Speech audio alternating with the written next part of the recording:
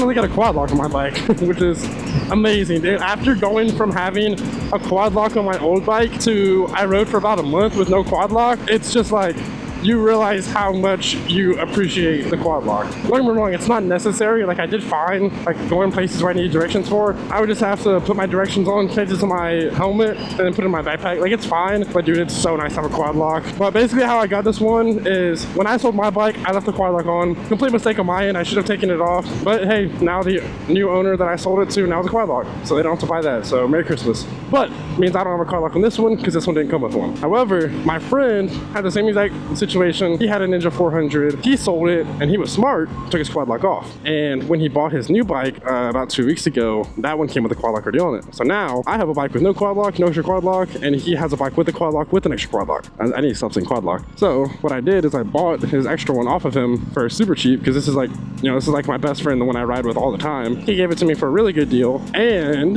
this one is not only the normal quad lock, but it also has the vibration dampener on it already.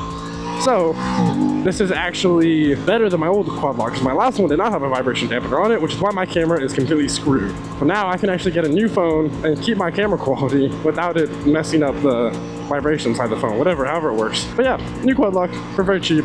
Super happy with it. Oh, also, I have a little story time for you guys. So, fellow biker. When I was riding, when was this? Maybe 2-3 weeks ago. I was just going out for a ride, a group ride, with two of my other friends. One of them has an R3, the other one had a Ninja 400 at the time. Went out for a ride, and I didn't have the quad lock on, right? I didn't have the quad lock yet. So what I did is I put my phone in my back pocket of my jeans. I was in this exact same outfit, jeans, my riding jacket, and some shirt underneath, right? So I put my phone in my back pocket, and they were in the two right lane and a little ahead of me, so I zoomed past them, and as I do that, like right as I passed them, I hit a little bump, and I feel my phone fall out of my back pocket. Well, actually, no. I didn't know at first it fell out. The only reason I knew is because my music stopped playing, like, instantly.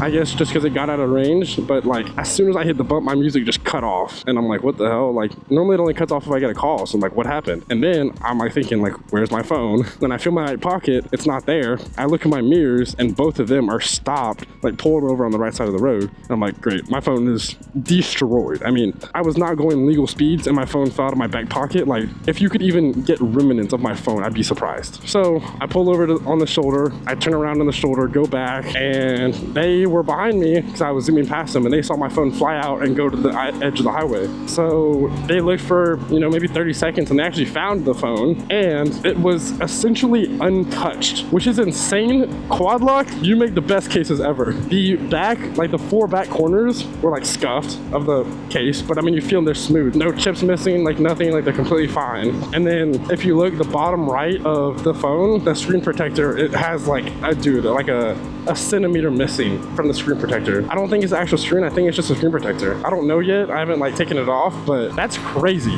I was going illegal speeds, phone falls out of my back pocket on the highway, and everything works completely fine. Insane. Pretty good day to ride though, I just wish it wasn't so hot. Oh yeah, I want to give you guys a little bit of update on what I'm doing with the bike, because I said I'd mention it, you know, last video I said I'd mention it in the next video. I have spent a lot of money on mods for this bike, and they're all coming in. So here's a list of things that I bought. First thing, I bought this all in one day. I just kind of decided to go on a shopping spree. I don't know why.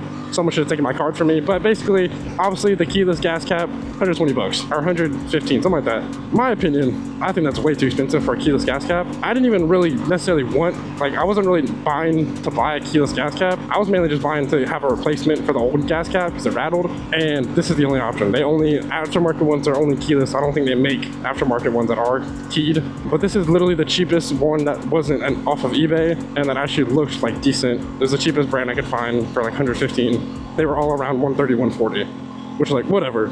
Anyways, that was the first thing. Second thing I bought was an exhaust. Woo, we're getting exhaust. The exhaust that I went for is the MIV Delta Race exhaust, like low profile one. The reason why I chose this one is, I'm not gonna lie, I've never heard any exhaust on RS660 in person, so I don't really know. This is all me speculating based off of, you know, YouTube videos that I've heard. But I could tell that the SC Project exhausts, both of them, the CRT and the S1 whatever, the two different models SC Project sells for this bike, sound the best. They no doubt do. Like, everyone says it, they sound the best. However, those range, I think they're like 1500 and 1700 or something like that. In my opinion, that's way too much to be spending on a bike exhaust. It's not really in my budget to be spending that much right now. So I looked for other options, and I found the MIV exhaust, and I loved the way that it's tucked under the bike, just like the stocker one exhaust is. I don't really like the exhausts that go up all the way to like the back of the wheel and like usually the passenger pegs. I don't really like that look. I wanted one that kept the stock look up under the body. I think it just keeps the clean aesthetic. So MIV was one of the only options. I think there's like 2 other ones. Someone else I know makes like an underbody one, but it's not as tucked up as the MIV. MIV is like the most tucked up one I think I could find. Love the way they have the carbon fiber tip. I think it looks clean, and the sound, it sounds, from videos, it sounds good. Obviously, I can confirm or say that I don't think it sounds as good as the SE Project ones, but it sounds good for what you're getting. And it came out to, I think they go for like $850. However, the website I bought it off of, I got like an $80 discount, which is one of the big reasons why I'm like, okay, I'm buying this today. So I think I ended up paying under $800. It was like $760, $770 or something like that for a full system exhaust for the RS660, which is, in my opinion, crazy. I don't even know if you could buy a full system exhaust for that cheap. Like, that might be the cheapest full system you could buy. Obviously, with that discount, I'm like, I have to buy it. Now, with that being said, so $760, $770, whatever that was, dropped that. Now with a full system, you have to get the ECU flashed, just so you can fix those air to fuel ratios or whatever. I don't really fully know how it works. I'm still kind of trying to understand it, but I had to get a ECU flash tool. So I'm like, okay, what's the best one to do? And you know, there's a ton of different like random like private sellers that make their own like tools, or like, I know you could send off your ECU, your computer thing, and they can flash it before you send it back. I don't really want to do that. Obviously, the most popular one for Aprilia is the Gabbros UpMap T800. The price on that is very expensive. In my opinion, for just an ECU flash, I'm like, why is this tool so expensive? I think it's like $570, and unfortunately, I gave in, and I'm like, you know what? I want to get the best quality stuff on my bike. I want to get the most performance out of it. Screw it, let's buy the Gabbros tool. So we bought the Gabbros tool for like $570 or $540, I don't know, somewhere $500. So just on an exhaust, $770 plus $560, $70, I don't know what it was, like $1,300, $1,400. I can't do math right now. Just the exhaust. Got exhaust, UpMap tool, keyless gas cap, and then lastly from T-Rex Racing, I bought crash protection. I bought frame sliders, front axle sliders, and rear axle sliders, all for I think $250, all 3 of those. So in my opinion, is like a great deal to have all 3 of those.